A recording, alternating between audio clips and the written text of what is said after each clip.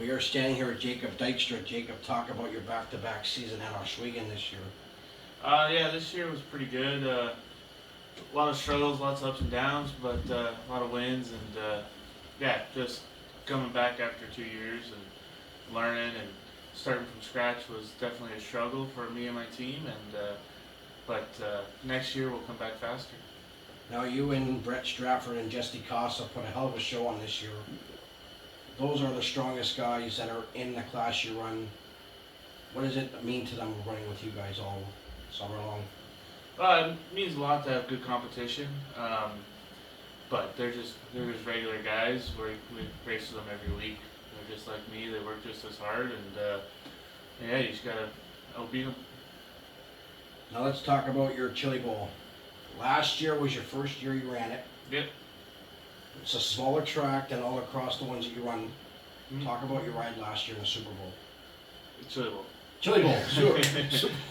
No, it was pretty good. It was our first time there, and I definitely going into it, I was a little timid. I got hurt a couple months before that in a midget, and yeah, once you kind of get hurt in a race car, it takes you a little bit longer to get comfortable in it, and so our first night wasn't that great, and then we were able to rebound as the night went on and win a feature and advance through a couple mains. You did win the H main feature. Yeah.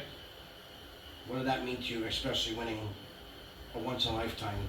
Yeah, like growing up, it's been a dream to race at the Chili Bowl, and watching it every year at the kitchen table with my parents and my team was pretty cool to actually be a part of it, and being the only Canadian to ever win a feature there was pretty special. Now talk about your experience in a sprint car. You got a rookie, especially a legend behind you, your dad. How did you get into that crate sprint car? When I was, I think, 12 years old, my dad was racing for Burger Barn, and he ended up getting hurt his tailbone, and just wasn't as comfortable in a race car after that. And we just started practicing.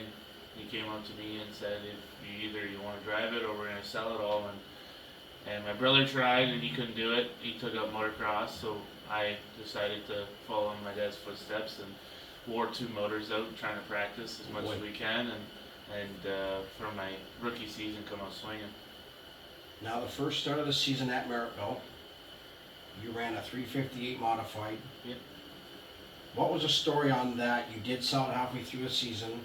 Were you going to run it fully, or would you not have ran it if it wasn't for the crate sprints? We bought them last year when I got hurt as a safer option, just because we love racing so much. And as a 22-year-old kid, my body's been through a lot of broken bones and being tormented of being in a race car. So tried something a little different, a little safer, and ended up just not enjoying it as much as sprint cars. So we sold them and went back crate racing. It definitely helped that Glenn invited us back. So that was a big change for us. We definitely changed our program around pretty quickly, and yeah, it was a struggle though at the beginning because we were not prepared at all to go sprint car racing. Talk about the Bristol Motor Speedway. You and somebody else waved the green flag at that night. How did you guys get that opportunity? So when I won the Pinty's Action Sprint Tour points, the deal was at the end of the year you got to go to Bristol and be the Grand Marshal.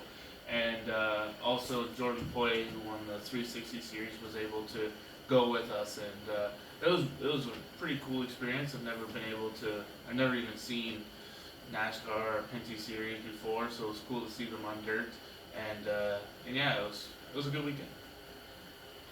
Now a big question I'm going to ask you. Would you ever run with the World of Outlaws sprint cars? There was a lot of guys last year that ran it. What's your thoughts of you going to run if you ever did run with the World of Outlaws at OHSWEKEN? It was a thought. I don't really like to go to a racetrack or go to a race when you're not fully prepared, or your body's not fully prepared. You don't go. I don't go to the racetrack to just do okay. We go to the racetrack to win, or try to win it every night.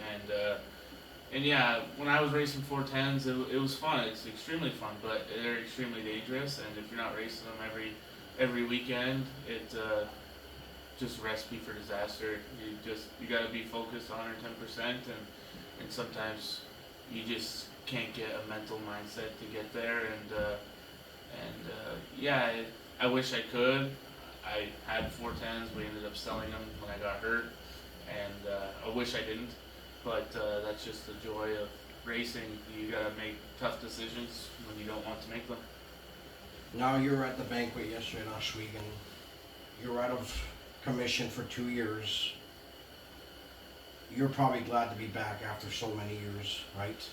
You know, Yeah, it was really unexpected. Like, I know we were fast when we left, and but times have changed. Stuff's gotten better. Stuff's gotten faster, and guys have had 2 years extra of racing to get an extra advantage of setup wise, and for us to come out swinging right off the bat and pick up wins. And opening night win was really good, and yeah, just to carry momentum all through the year was really good. Even though halfway through the season I was in a bad car accident, and that never slowed us down.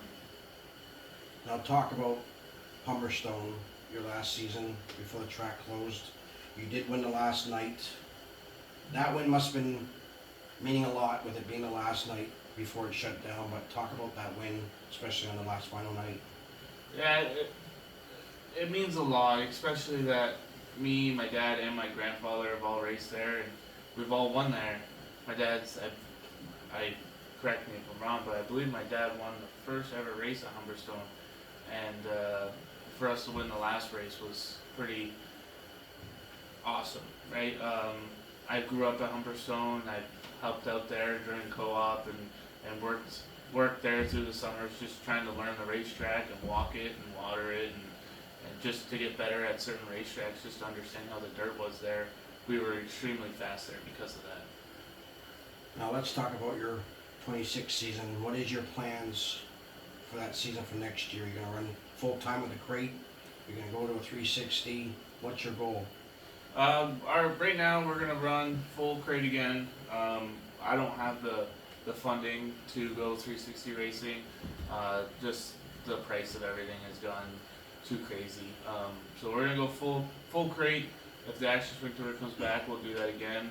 And we're gonna run the OTS, the winless sprint for Dick Mahoney, and maybe some 360 shows, the Brighton show or the Labor Day Classic, and maybe a couple more through the year. But I don't see us going further than that as the next year. Now there is a question I didn't bring into you. You won a winless sprint car at Brighton this year. Tell us about the difference without no wings on a car. Well, it was pretty funny actually. I've never driven a winless 410 before. I've driven a midget, and they are completely different. Midgets are really on the gas, go, and I thought it would kind of correlate over, and I ended up spinning out 3 times in all laps. And everybody was laughing, saying, oh, this was a bad idea to travel 3 hours to come look terrible, and then we went out for our heat race, and we finished 4th, and then following Warren Mahoney in the feature, ended up sliding up for the lead, and just drove away. Was pretty cool, and nobody expected it. Yeah, I didn't either, because they're the most funnest things to drive. And as a driver's aspect of throttle control and wheel control, and how the front wheels just love to be in the air, and that's just what I like. To so out of control but in control is something that it's hard to understand and grasp, but it's just so much more fun. Talk about your sponsors. Who would you like to thank for this season that got you where you are today? Especially running a go-kart going up, there must be people you gotta thank. My team is what got me here. I work extremely long hours and late nights and really early mornings, so they help out in the shop when I can't, and that's what's gotten me to my level.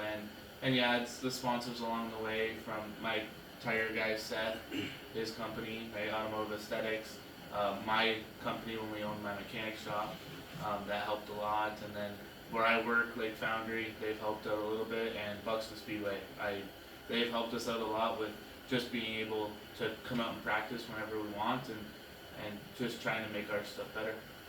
If you guys wanna follow Jacob, he is running the Chili Bowl in January. You can follow him on Flow Sports